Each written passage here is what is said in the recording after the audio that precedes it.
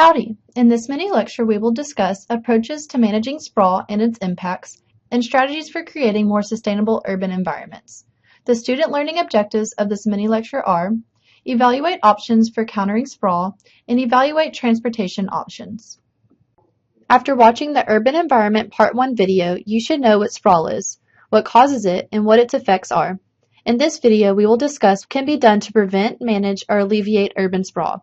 City or urban planning is the design of cities to maximize their efficiency, functionality, and beauty. Regional planning must deal with the same issues as city or urban planning, however, it just deals with these issues on a broader geographic scale. Urban planners want to beautify and impose order on fast-growing, unruly cities. City planning is not an entirely new concept. Washington, D.C. is the first example of a U.S. city that was planned. A famous French architect named Pierre-Charles L'Enfant planned the city. L'Enfant used a Baroque style of city planning and included diagonal avenues that cut across a grid of streets and plenty of space for future parks and monuments. In 1901, well after L'Enfant laid the groundwork, city planners set restrictions on the height of buildings so that the monuments would not be overshadowed. If you visit D.C., try to imagine what it would look and feel like if the Washington Monument stood in the shadow of a massive skyscraper.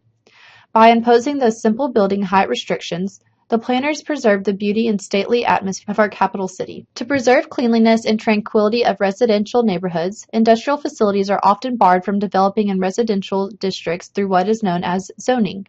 Zoning classifies specific areas for different types of development. By specifying zones for different types of development, planners can guide what is built where. Additionally, home buyers and business owners have security because they know in advance what types of developments can and cannot be located nearby. Zoning can limit sprawl because restrictions can be put in place to limit growth to existing urbanized areas. Additionally, it can help to revitalize downtowns because funds are spent on areas that are already developed rather than new developments. Zoning also protects agricultural and natural areas, ensures citizens have natural spaces to enjoy, and can keep infrastructure costs down. Urban growth boundaries are a type of zoning restriction. UGBs are geographic line boundaries set by metropolitan areas. On one side of the line, urban development can occur. However, on the other side of the boundary, the rural area is protected from development. Oregon and Washington are two states well known for using UGBs for regional planning. Beyond establishing zoning restrictions, sprawl can be controlled and countered through the city planning approaches called smart growth and new urbanism. Smart growth is the concept that promotes the rejuvenation of existing developed areas rather than development of new areas. Key to this city planning and building approach is the idea that we should build up, not out, meaning that we should focus development and economic investment in existing urban areas and should favor multi-story buildings and shops and high-rises to keep the urban footprint as small as possible.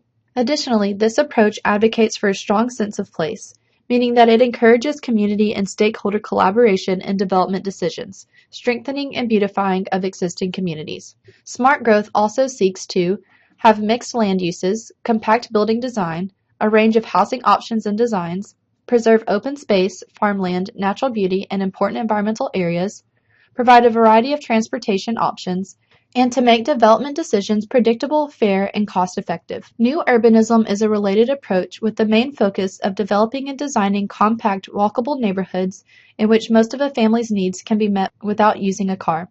New urbanism neighborhoods often have a public transit system.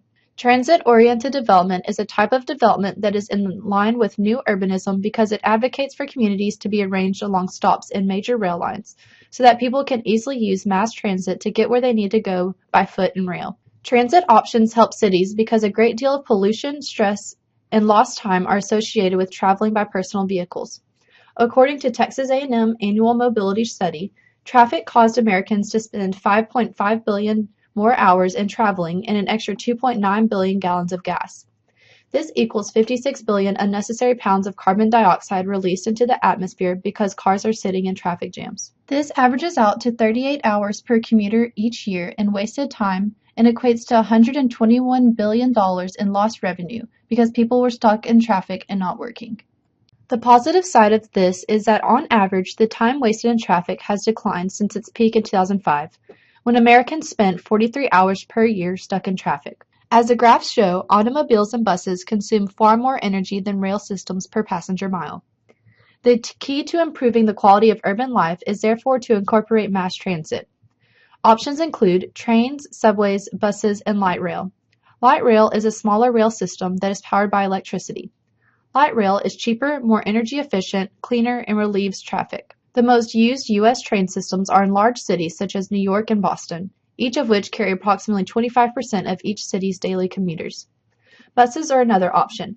Portland's buses carry 66 million per year, and each bus keeps 250 cars off the road each day. Most nations have extensive mass transit, and Japan, China, and the European Union have modern high-speed bullet trains. However, the U.S. lags behind in mass transit systems. Why is the U.S. mass transit behind?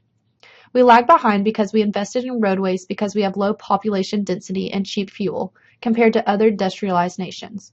High-speed rail is another option for mass transit. In 2009, the U.S. Congress passed a bill that earmarked $8 billion for high-speed rail, which is a train that travels at speeds of at least 110 miles per hour. There are plans for these rail systems in California, the Midwest, New England, Texas, Florida, the Pacific Northwest, Colorado, New Mexico, and Pennsylvania.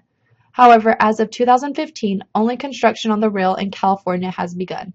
There are currently plans to build a high-speed rail system in Texas to connect Houston to Dallas and Austin. The potential rail system is a $12 billion privately funded project that will also have a station in Grimes County, 30 minutes from College Station.